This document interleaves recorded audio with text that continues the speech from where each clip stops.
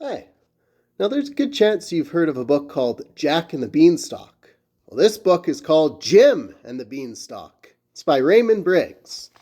It's a sequel to Jack and the Beanstalk. It's the second book. What happens after Jack and the Beanstalk? So early one morning, Jim woke up and saw a great big plant growing outside his window. "That's funny," he said. "It wasn't there yesterday." "I'll see how high it goes." And he began to climb up the plant.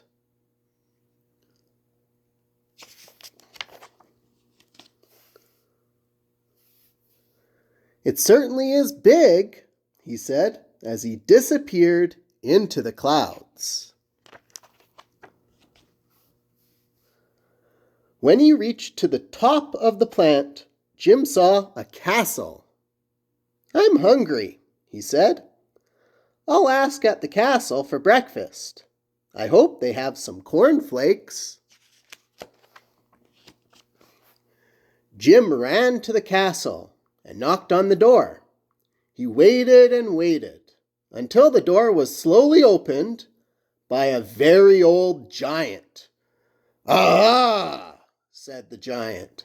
"A boy! A nice juicy boy! 3 fried boys on a slice of toast. That's what I used to enjoy eating in the old days. But I haven't any teeth now. Come in, boy. You're safe." The giant shared his breakfast of beef and beer with Jim. "Is your name Jack?" he asked. "No," said Jim. "It's Jim." "Did you come up a beanstalk?" asked the giant. "I came up some sort of plant," said Jim. "It's that beanstalk again," said the giant. "It came up once before. That nasty boy Jack stole some of my father's gold and took our golden harp and our golden hen, and I've never really been any happy since. Now I'm old too. I can't even see to read my poetry books because the print is too small." "Don't you have any glasses?" asked Jim. "Only beer glasses," said the giant. "I mean reading glasses," said Jim. "They go on your nose and ears." "It's my eyes I'm talking about," roared the giant, banging his fist on the table. "These glasses are for your eyes," said Jim, and he explained about glasses while the giant listened carefully.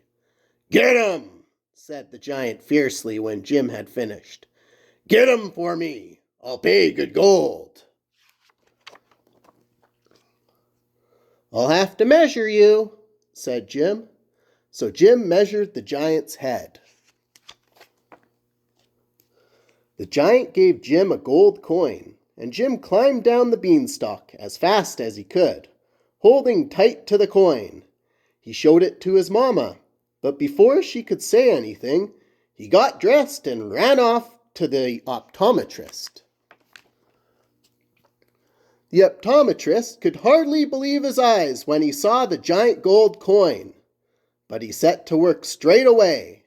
He worked all night, and in the morning, the glasses were ready. Jim carried them home. Then he tied them to his back and climbed up the beanstalk.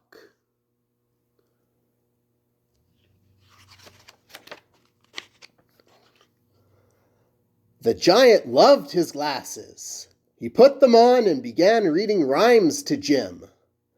"You're a good boy," he said. "Now I can see you properly. I wonder how juicy you are. I can't eat anything much nowadays because I don't have any teeth." "Why don't you have false teeth?" asked Jim. "False teeth?" roared the giant. "Never heard of them." So Jim explained about false teeth while the giant listened carefully.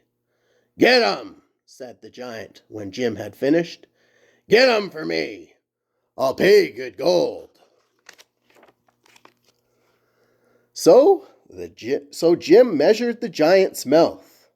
Make 'em big, said the giant, and sharp. I like sharp teeth. The giant gave Jim a gold coin, and Jim climbed down the beanstalk as fast as he could, holding tight to the coin. He showed it to his mama, but before she could say anything, he ran off to the dentist. The dentist could hardly believe his eyes when he saw the giant gold coin, but he set to work straight away.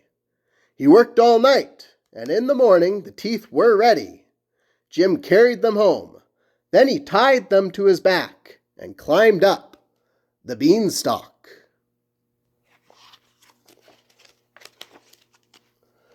The giant loved his new teeth. He jumped up and down, chomping his jaws and gnashing the teeth until sparks flew.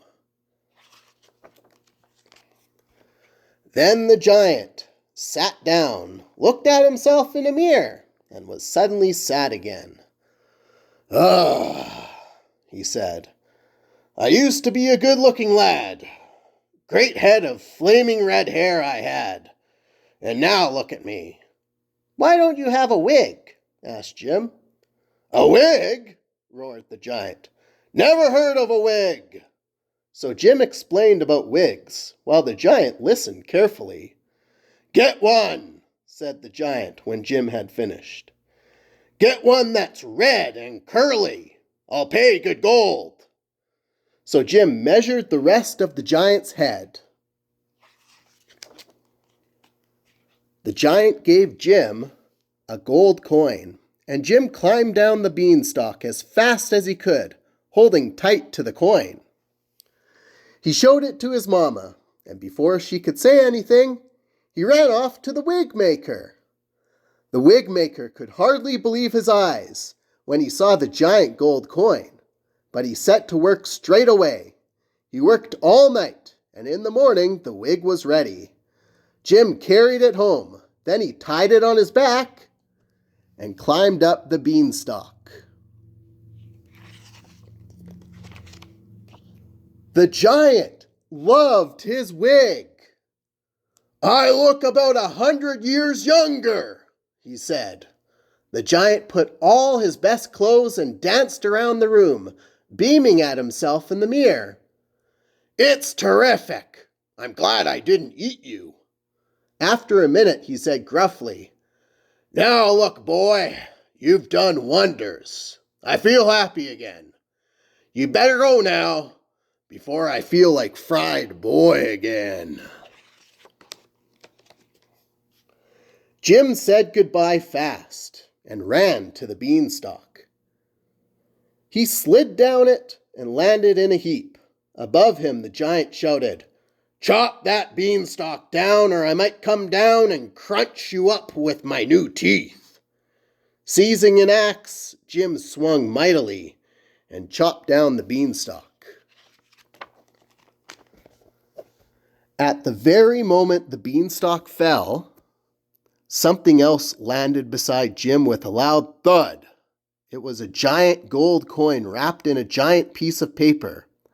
On the paper was written, "Dear Jim, thank you for the teeth and the glasses. Also the lovely wig. Your friend, the giant." Jim ran inside and showed the giant gold coin to his mama.